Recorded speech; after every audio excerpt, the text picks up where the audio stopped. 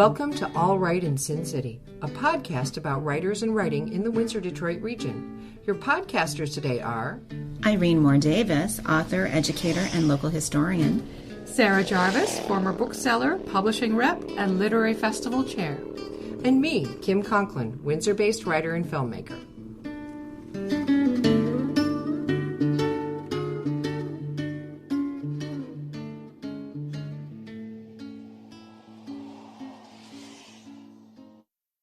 Arjun Bedi is a second-generation Indian-Canadian writer. He was born and raised in Mississauga.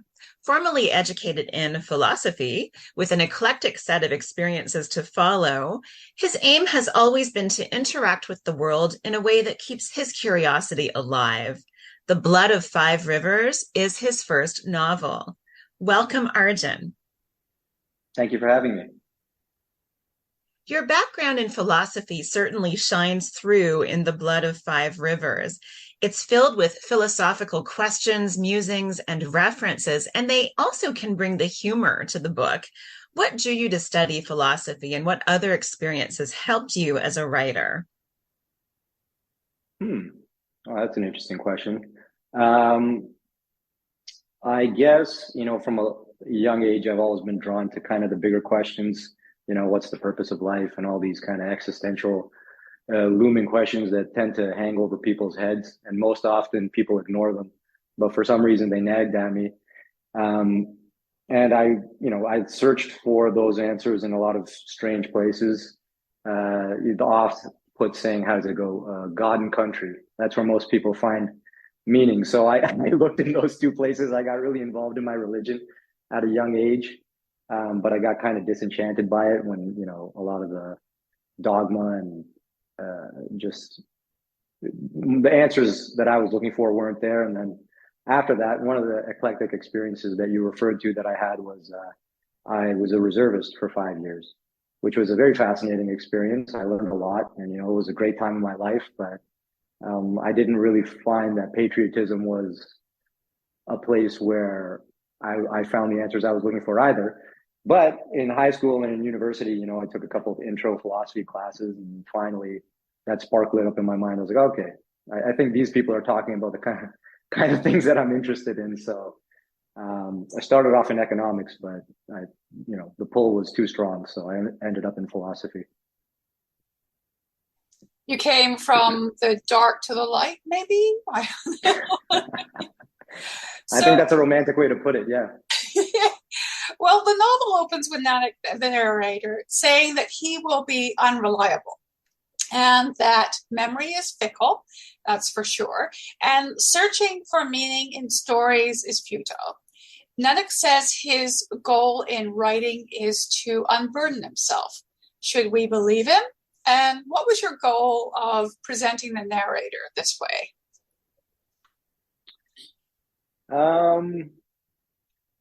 I've always been kind of drawn to the idea of unreliable narrators, and how strange a concept that is when people, normally that comes out through literary analysis. People don't, the writer will never declare that this is an unreliable narrator, but often narrators are reliable. Like, I think if you're telling the perspective of somebody who's not like third person omniscient, you're going to have a bias.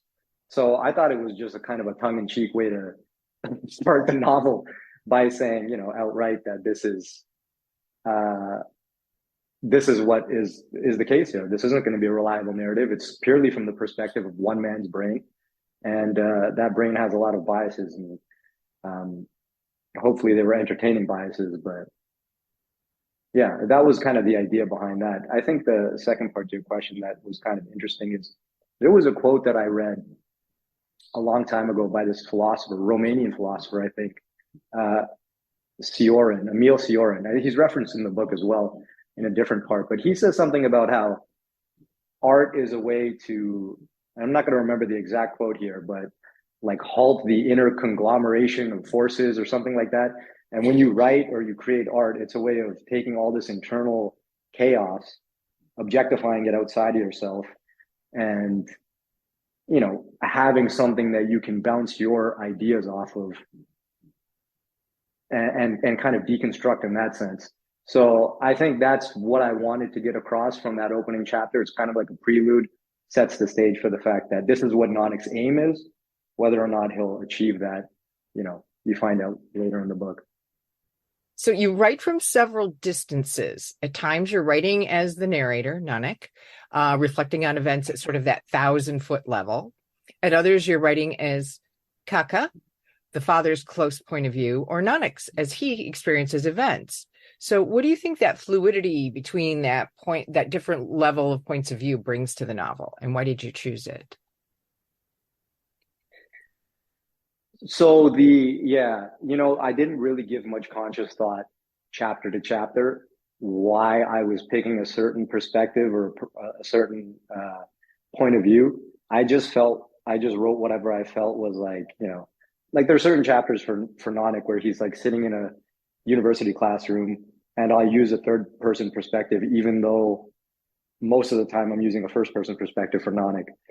I don't know why I did that. It just felt like this is something that Nanak has divorced himself from.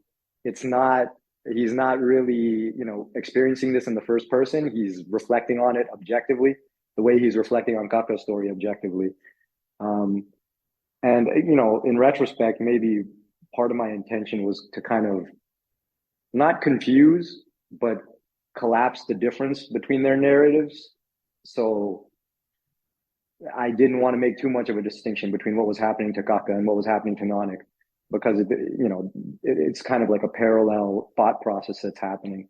So maybe that was the reason, just to kind of collapse them into a single narrative structure. One of the most surreal moments in the book is the scene at the German bank, which could have been in Monty Python's cult classic Brazil. Could you describe that scene for the audience and tell us a bit about the inspiration for it, please? Yeah, sure. That's one of my favorite chapters, actually. I think it's the first place where the word Kafkaesque can actually be used accurately.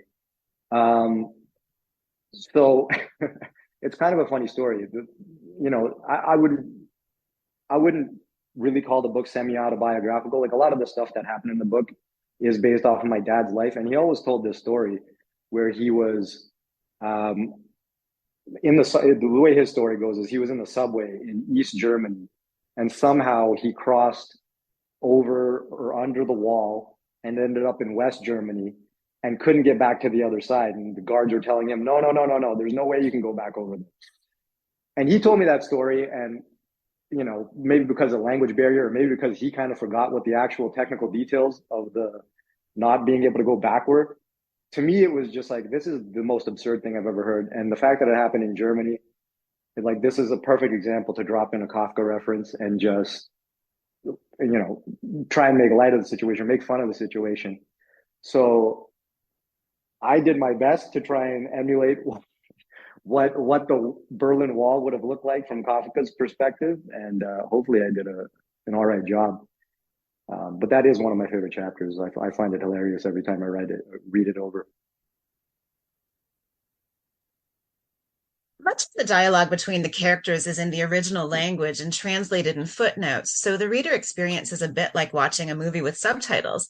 Why did you choose that particular format, and what did you want to convey to the reader through it? Yeah, that's a great question. So when I first thought of writing in the original language, it was all based off of this one scene I had in my head of an argument between the son and the father. And I was like, in that scene, the father can't speak English and there can't be clear communication between the two, because I think one of the things that goes overlooked in a lot of I guess cultural stories is the fact that there is a strong language barrier between parents and children. I speak to my parents in English. They often reply in Punjabi. There's words that they miss and there's words that I miss. And, we just kind of come to a conclusion that we've lived together for 30 years now, so they understand what I'm saying. But really, there's always something lost in translation. And I didn't think it was appropriate to try and gloss over that fact that, this is the way that I experience my parents. They speak to me in Punjabi and I don't always fully understand what's going on. And even the translations, I think if there was like a fluent Punjabi speaker, he would tell me that's not exactly what that means. but that's my interpretation of what those words mean. So that was really the intention behind that. I just wanted to get the point across that, you know, this is how we interact with our ancestors, our previous generation. I think it was important to preserve that.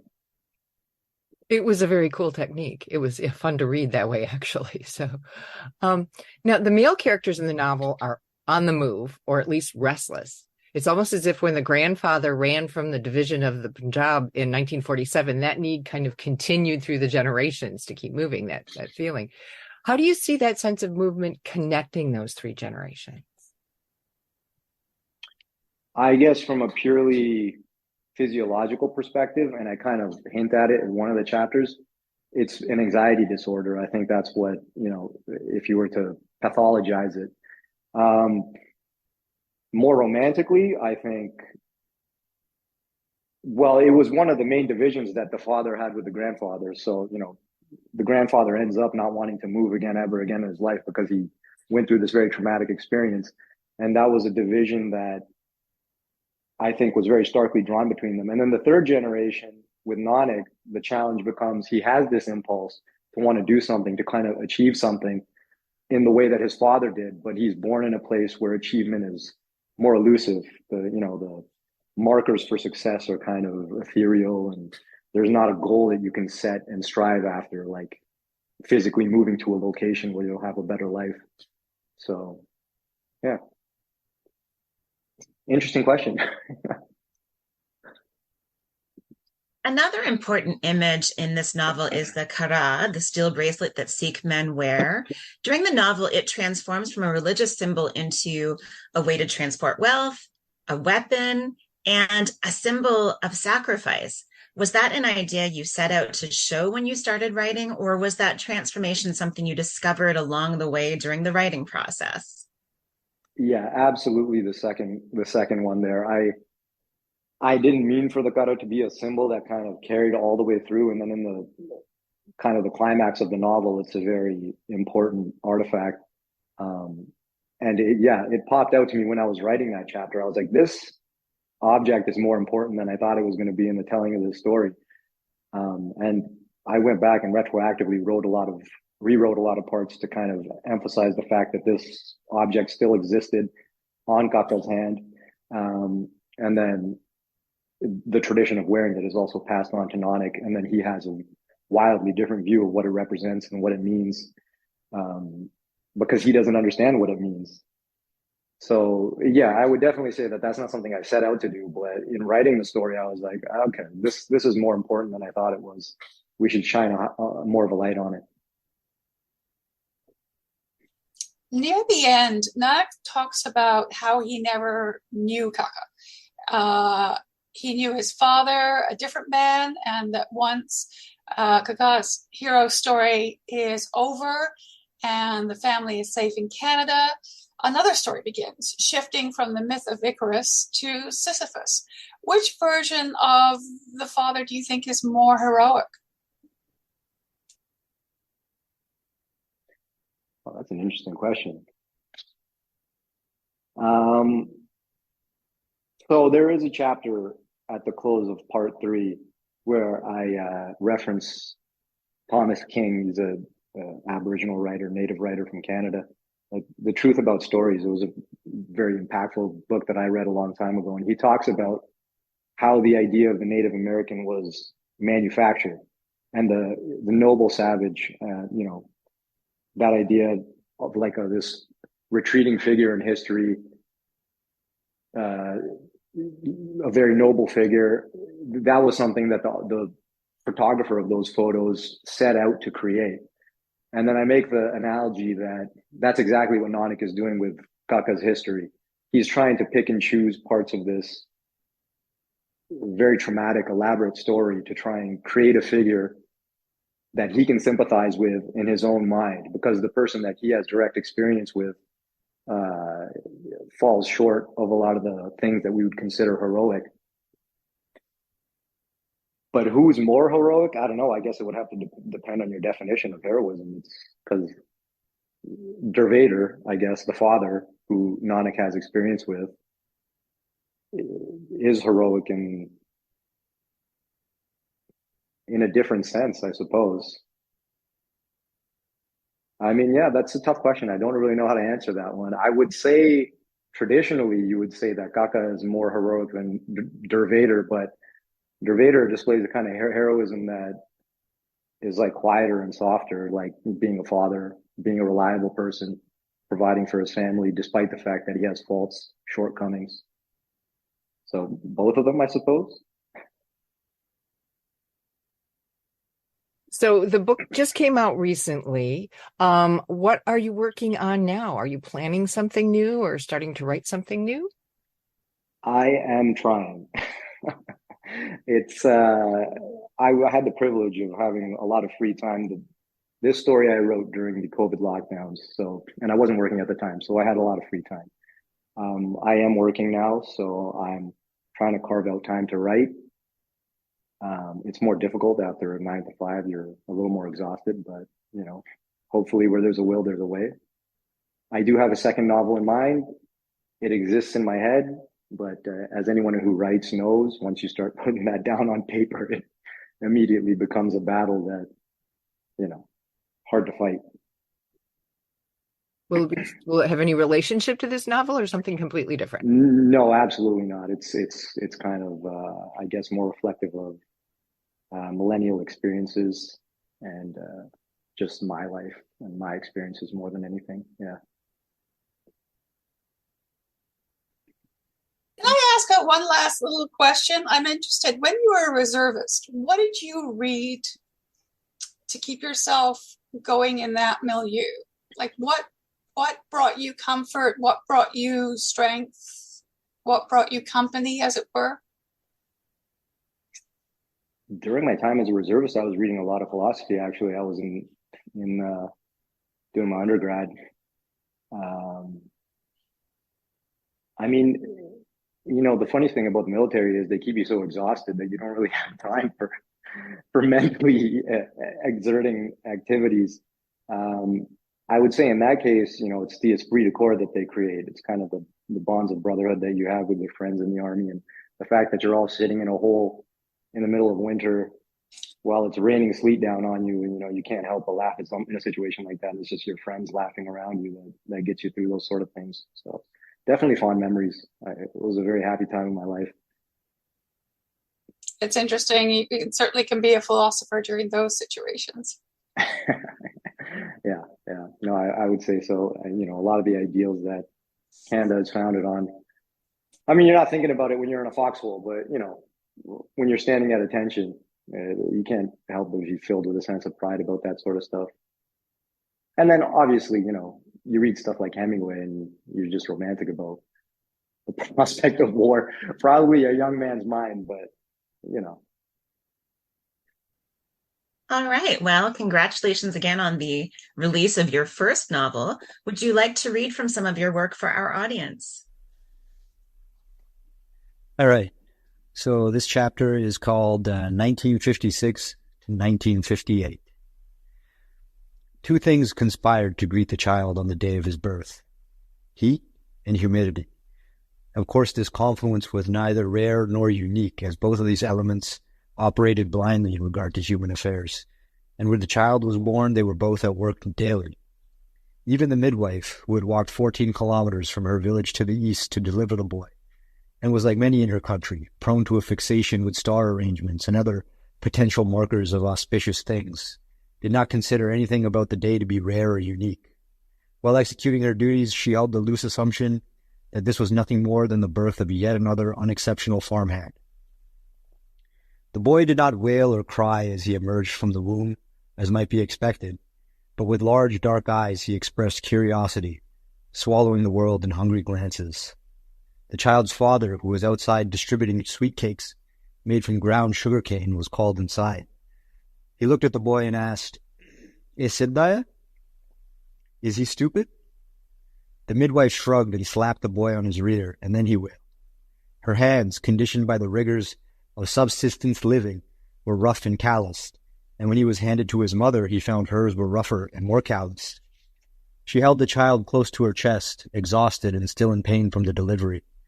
When she had given birth to her first child, a daughter who was being cradled in her father's arms, She had been fortunate enough to be given poppy seeds steeped in milk.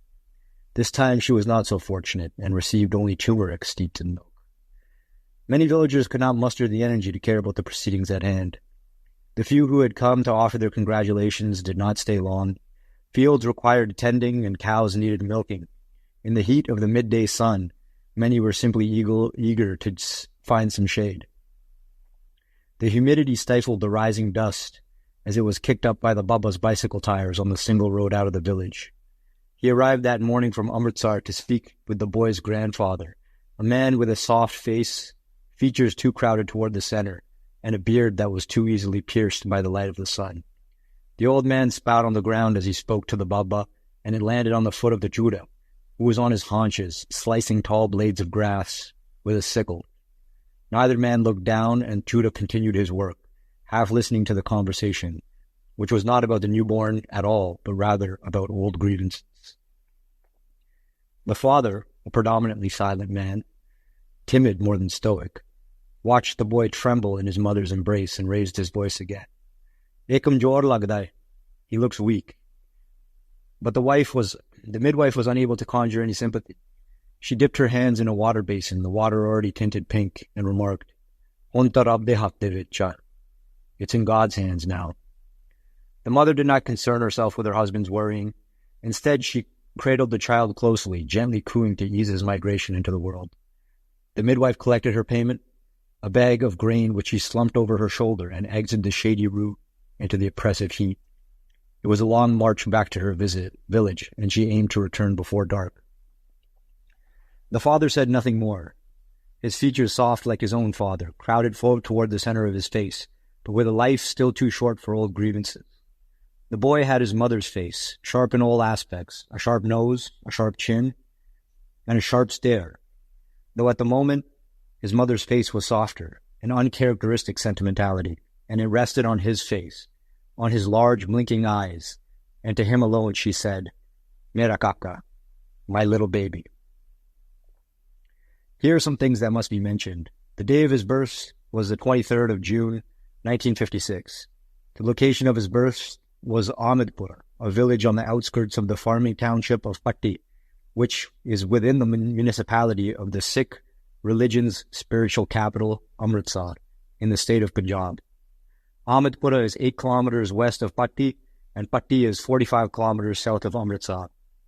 Know that I include these precise and impersonal details sheerly out of necessity. Such brute specificity is apt to subtract from the sublime nature of occasions such as these. For the romance of mythologies exists in their obscurity, and as much as possible should be done to protect that magic. But it is also true that these events happened in space and time, and in order to chart the trajectory of our protagonist, we need to mark his point of origin.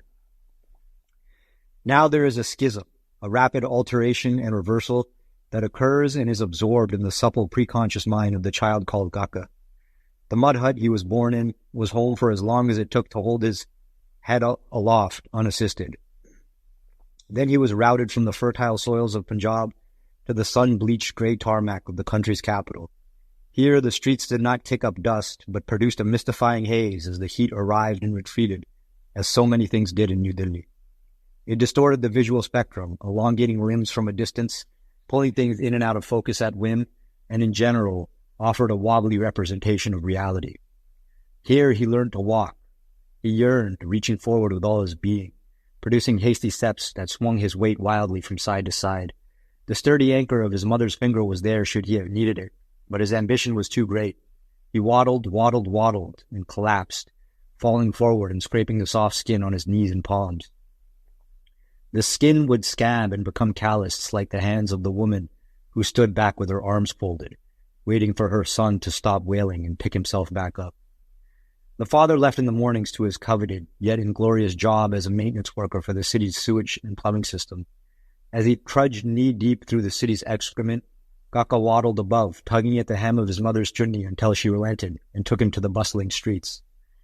Kaka breathed the world in, and he saw millions of people engaged in millions of tasks. Alleys jut in and out of larger streets, and the smells of burning oils, incense, fried aloo, golgappe, and fresh manure from the sacred cows of Hindu and Sikh clerics who shouted their admonishments and proclamations to half-listening pedestrians. The impression of a greater world was slowly seared into Kaka's mind, and with it, the axiom that all the wonders such a world might offer can be taken back in an instant. Trudging knee-deep in the city's excrement did not pay a high enough salary for supporting a family of 4. It was naive to believe otherwise, so the fragile dream of the father was shattered by the pressures of the world. The mother, the sister, and little Kaka, who wouldn't stop waddling, were sent back to the Pind again. It was nightfall when the 3 arrived at the mud hut in Punjab. It sat at the edge of the Pind, adjacent to the few acres of land that Kaka's grandfather had secured with his small fortune. Kaka's grandfather was too old, too concerned with old grievances, and too bitter because of them to engage in commerce. So his son's family would take the wheat grown on his land and sell it in the markets at the town square. Specifically, this task would fall to the young boy as soon as he became capable of hauling the weight of the harvest through the streets. But none of this was known to Kaka. All he knew was that he could sleep in the dusty corner where his mother pointed his finger. All he knew is that he liked the feeling he felt when his legs carried him forward. All he knew is that somewhere out there, something greater awaited.